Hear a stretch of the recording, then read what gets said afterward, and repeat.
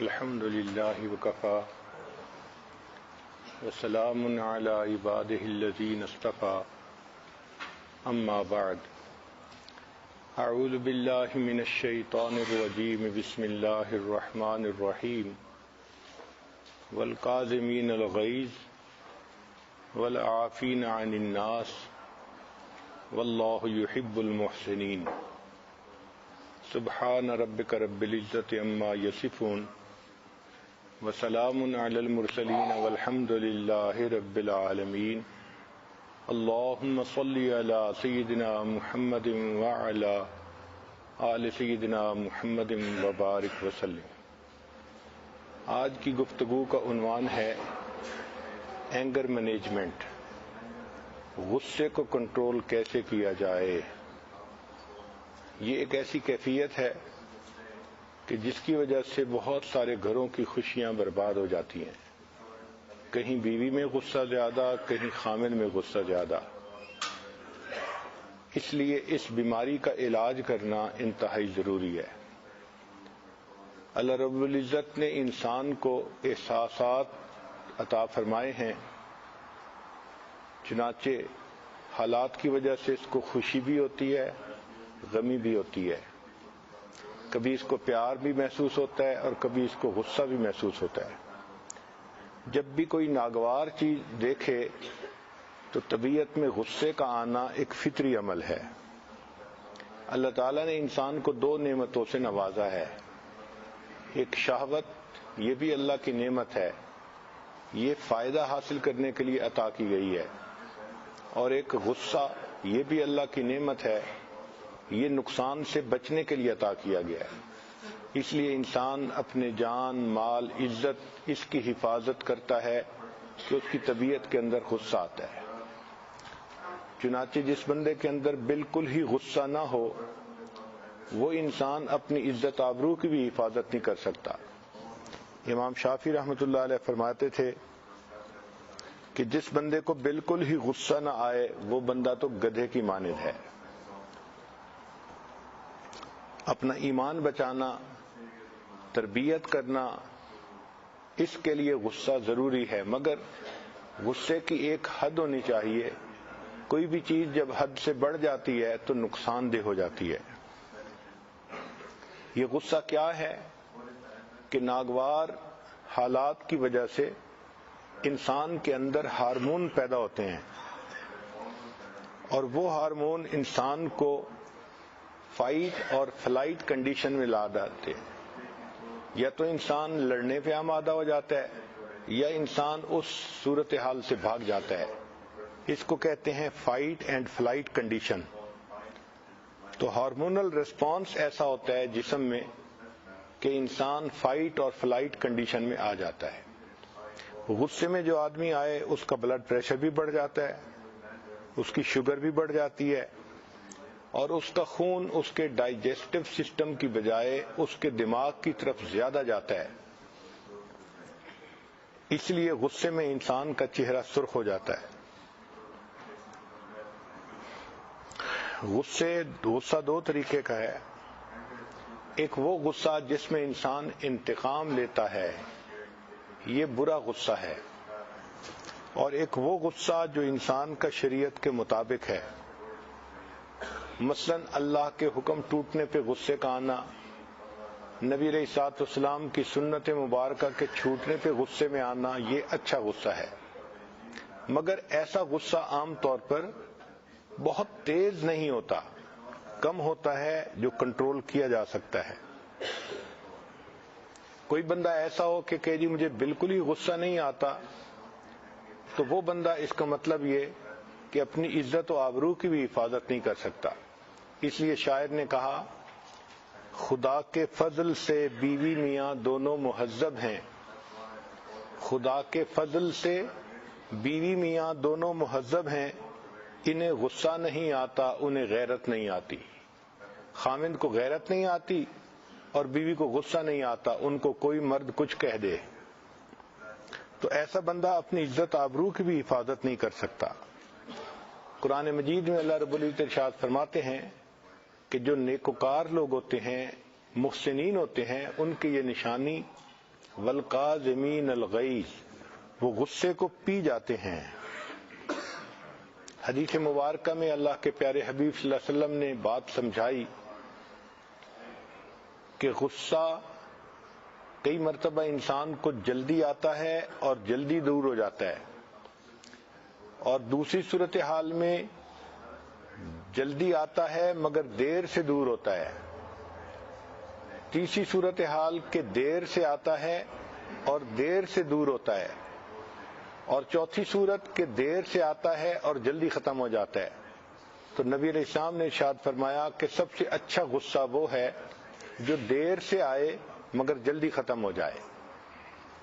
محسن انسانیت نے ہمیں ایک ایک چیز کھول کھول کر بتا دی کہ غصہ ایک فطری چیز ہے، مگر بہتر غصہ وہ ہے کہ جو دیر سے آئے۔ طبیعت ایسی ہونی چاہیے کہ جلدی غصہ نہ آئے، اور دیر سے غصہ آئے مگر جب آ جائے تو جلدی ختم ہو جائے۔ دیر تک دل میں غصے کا رہنا یہ بھی بری چیز ہے۔ دنیا کے جو فلاسفر آئے انہوں نے بھی غصے کے بارے میں باتیں سمجھائیں۔ کسی نے کہا کہ غصے پر صبر کرنے سے ہزاروں ندامت سے انسان کی نجات ہو جاتی ہے۔ کسی نے سمجھایا کہ غسل پاگل پنا ہے، انسان پچھتاتا ہے، اور اگر نہ پچھتائے تو پکا پاگل ہے۔ مگر محسن انسانیت حضرت محمد مصطفیٰ احمد مجتبیٰ صلی اللہ علیہ وسلم نے ایک انوکھے طریقے سے بات سمجھائی۔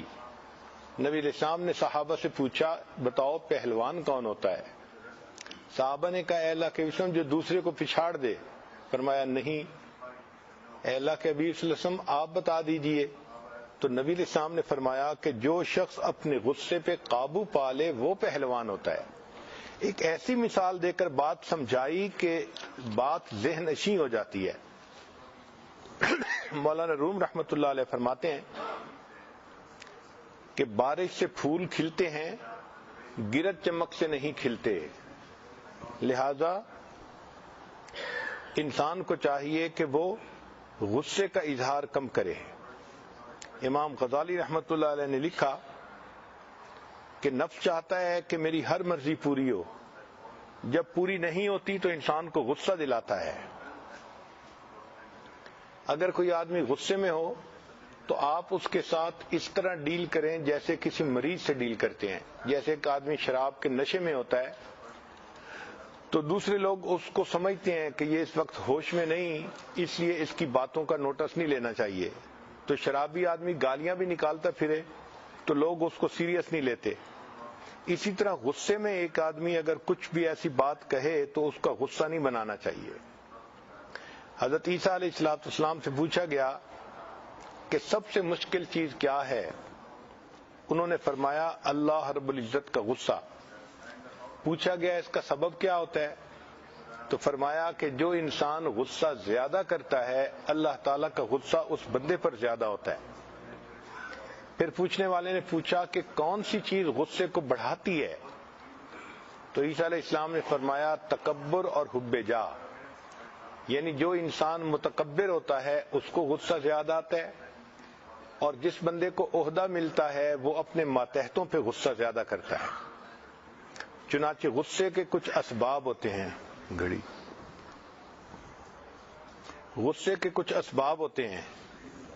مثال کے طور پر جو انسان متکبر ہو اس کو غصہ زیادہ آتا ہے، جو کسی عہدے پہ فائز ہو وہ اپنے ماتحتوں پہ غصہ زیادہ کرتا ہے، یا اگر کوئی مذاق اڑائے تو غصہ زیادہ آتا ہے، اور اکثر و بیشتر اگر کوئی انسان دھوکہ دے تو غصہ زیادہ آتا ہے۔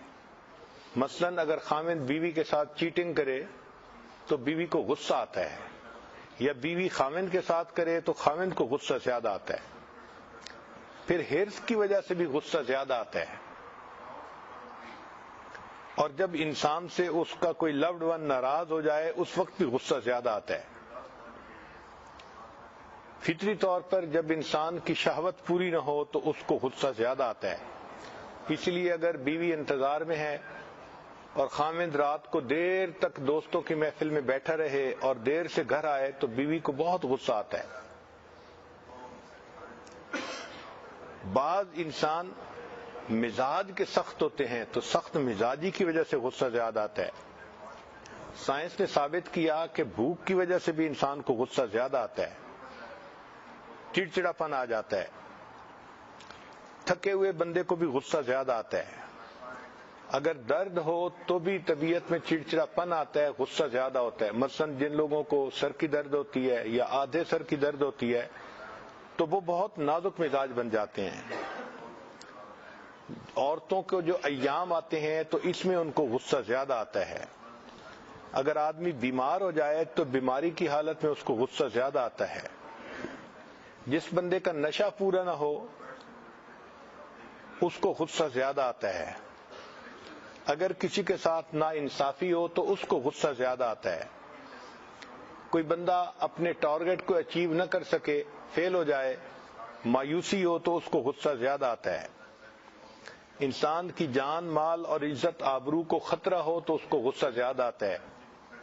اور آج کے دور میں اگر آپ کسی کام کے لیے گھر سے چلے اور راستے میں ٹریفک جام مل گئی تو بھی غصہ زیادہ آتا ہے. اب اس غصے کا کیا علاج ہے؟ اس کے لیے شریعت نے بہت ساری تفصیلات بتائی ہیں. ہمارے اکابر نے فرمایا کہ انسان غصے کا علاج اپنی سوچ کے ذریعے سے کرے. مثلا یہ سوچے کہ غصے کے گھونٹ کو میں پیوں گا تو اس کے بدلے اللہ تعالیٰ کی مجھے رضا نصیب ہوگی, میرے اللہ مجھ سے راضی ہو جائیں گے. اور یہ بات بھی ذہن میں رکھے کہ جو شخص اللہ کے لیے غصے کو چھوڑ دیتا ہے اللہ تعالیٰ اس کو اپنے عذاب معاف فرما دیتے ہیں.